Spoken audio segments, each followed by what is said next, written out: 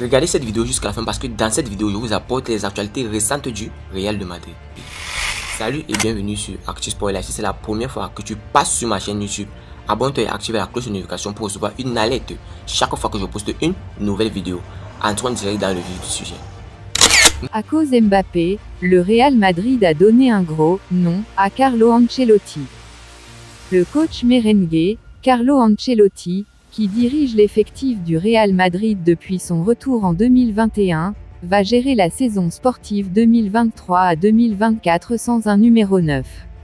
S'il y a un manque criard dans l'attaque de l'effectif madrilène, la faute est en partie liée à l'attaquant du PSG, Kylian Mbappé, qui a paralysé le mercato du Real.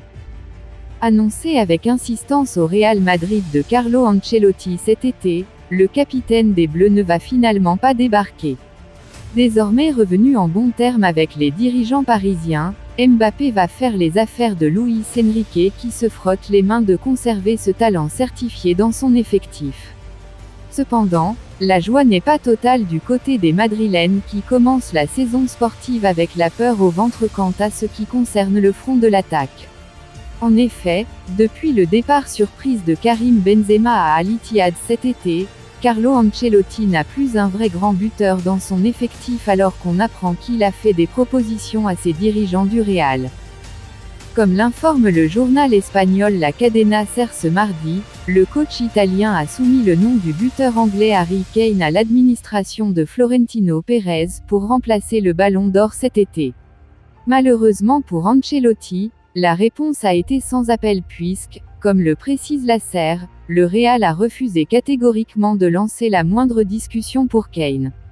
Pour les dirigeants madrilènes, la priorité est pour Kylian Mbappé qui était fortement pressenti à Madrid cet été. Ancelotti obligé de bricoler son attaque cette saison. Aujourd'hui, le Real Madrid évolue en Liga sans un vrai buteur aux grandes dames de Carlo Ancelotti. Même si les choses se passent bien pour le moment avec 9 points glanés sur 9 possibles en championnat, rien ne garantit de bons résultats pour les merengues pour les prochaines journées avec la blessure de Vinicius Junior. Absent en effet pour au moins 6 semaines pour une blessure musculaire contractée le week-end dernier en championnat, Vinicius abandonne les clés de l'attaque du Real entre les mains de Rodrigo, Joselu ou Brahim Diaz. Obligé de jongler cette saison, la presse espagnole annonce même un possible repositionnement de Jude Bellingham, le sauveur du Real Madrid en ce début de saison, sur le front de l'attaque par Ancelotti. Une chose est sûre, Mbappé a placé le club madrilène dans une situation assez étrange et qui risque forcément de peser sur leur saison. Pensez-vous que les dirigeants madrilènes font bien d'attendre désespérément Kylian Mbappé au risque de priver leur entraîneur de l'équipe dont il a besoin? Real Madrid, blessure de Vinicius, une attaque inconnue pour les merengues. Le Real Madrid ne dispose que de 3 attaquants disponibles qui n'ont jamais joué ensemble. La récente blessure de Vinicius a placé le Real Madrid devant un défi sur le plan offensif, puisqu'il ne dispose que de 3 joueurs dans la ligne d'attaque, Rodrigo, Joselu et Brahim, dont seul le Brésilien est un titulaire indiscutable. Une ligne d'attaque qui, dans son ensemble, n'a jamais partagé de minutes sur le terrain en tant que trident offensif, pas même lors des matchs de la dernière pré-saison. Vinicius est un élément essentiel de l'attaque madrilène. Sa capacité à aller de l'avant et à créer des occasions est essentielle pour l'équipe et pour Ancelotti lui-même. Cependant, son absence ouvre la porte à d'autres joueurs pour prouver leur valeur. Après la blessure du Brésilien, Carlo Ancelotti dispose de 3 joueurs capables de remplacer Vinicius. L'un d'entre eux, Rodrigo, est déjà un titulaire indiscutable, mais les 2 autres ont l'occasion de convaincre l'Italien et de pallier l'absence de leur coéquipier. Une nouvelle ligne de front pour le Real Madrid. Au cours de la tournée américaine, Ancelotti a essayé plusieurs paires d'attaquants. Lors du premier match, contre Milan, il a titularisé Joselu et Brahim, mais à la mi-temps, ils ont été remplacés par le duo brésilien Vinicius-Rodrigo. Le contre Manchester United, c'est l'inverse qui s'est produit, Rodrigo a débuté aux côtés de Vinicius, mais à la 60e minute, ils ont été remplacés par les 2 Espagnols. Lors du Classico, Ancelotti a de nouveau fait appel au Sud-Américain. Vinicius a joué les 90 minutes, mais son partenaire à l'avant a été remplacé par Brahim à la 83e minute. Joselu était entré en jeu quelques minutes plus tôt, il l'avait fait 10 minutes plus tôt. Le dernier match de pré-saison, contre la Juventus, Joselu, tout comme Vinicius, faisait partie du 11 de départ, bien qu'il ait été remplacé par Rodrigo à la 63e minute. De son côté, Brahim est entré en jeu quelques minutes plus tard pour jouer les derniers instants du match aux côtés du Brésilien. Avant de continuer, n'oubliez pas de vous inscrire sur un XBet en utilisant notre nouveau code promo ActuSportLive et vous recevrez tous les nouveaux bonus un XBet, commençant par des bonus de bienvenue allant jusqu'à 150 $ sur vos premiers dépôts et plus de bonus offerts pour les parieurs réguliers. Merci encore, nous allons continuer. Les noms des 3 attaquants qui pourraient remplacer Vinicius. Le Real Madrid fait face à une situation délicate, après la blessure de Vinicius Junior. 3 joueurs seraient susceptibles de remplacer le Brésilien. Vendredi, le Real Madrid a connu un gros pépin sur la pelouse du Celta Vigo. Vinicius s'est blessé et les examens n'ont pas rassuré, le joueur souffre d'une lésion musculaire du biceps fémoral droit.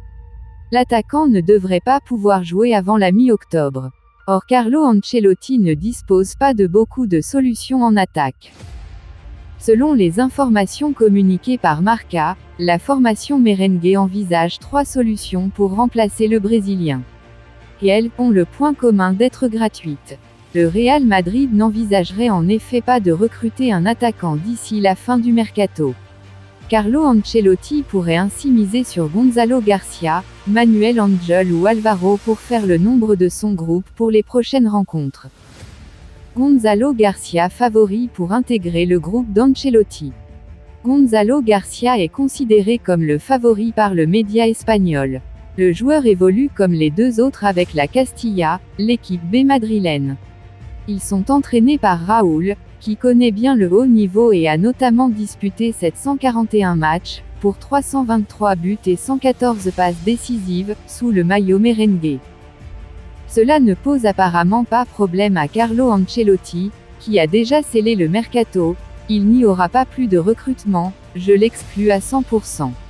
L'effectif est bouclé, et tous les joueurs que nous avons dans l'effectif sont concentrés sur cette saison. Nous n'avons pas peur des départs de dernière minute, a-t-il expliqué face à la presse. La situation fait quelque peu grincer des dents à Madrid. Les fans ont longtemps cru possible l'arrivée de Kylian Mbappé, cet été. Or personne n'est arrivé à la place du joueur du PSG.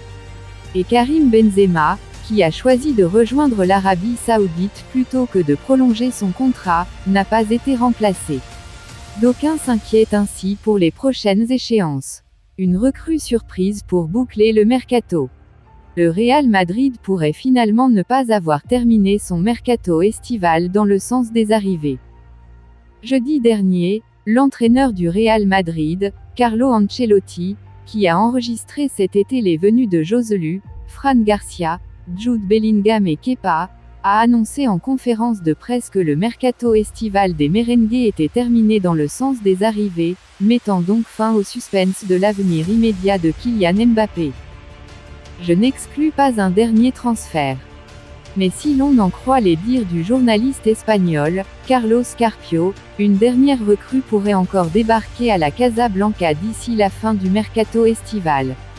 Je n'exclus pas un dernier transfert, même si le Real Madrid affirme que le mercato est terminé. Cela dépendra des opportunités de marché, a lâché le journaliste de Marca. Après la blessure de Vinicius Junior, le nouveau plan de Carlo Ancelotti dévoilé. Après la blessure de la star du Real Madrid Vinicius Junior, Carlo Ancelotti doit prendre une décision dans la hiérarchie pour remplacer le Brésilien. Cependant, il a 2 options entre Luka Modric et Toni Kroos. Absent pour 6 semaines, Vinicius Junior ne reviendra qu'octobre et va donc rater les matchs contre Retafe, Real Sociedad, LDC, Atlético, Las Palmas et Gérone. Vinicius Junior manquera donc à Carlo Ancelotti qui va devoir ramener Kroos ou Modric dans le 11 de départ. Oui, C'est là où se trouve le grand débat car tout le monde se pose la question sur le nouveau plan de Carlo Ancelotti. Et selon les observateurs, l'entraîneur pourrait aussi avoir le même problème si Rodrigo se blesse aussi. Selon les observateurs, la clé est de savoir si Carlo Ancelotti va ramener Joselu pour remplacer Vinicius Junior ou faire. Par ailleurs, certains pensent déjà à Toni Kroos, Luka Modric ou encore Brahim Diaz. Voilà les options que Carlo Ancelotti pourrait utiliser pour remplacer Vinicius Junior. Les plans de Carlo Ancelotti. Lors du match contre le Celta, Ancelotti a changé de système pour remplacer Vinicius Junior par Joselu.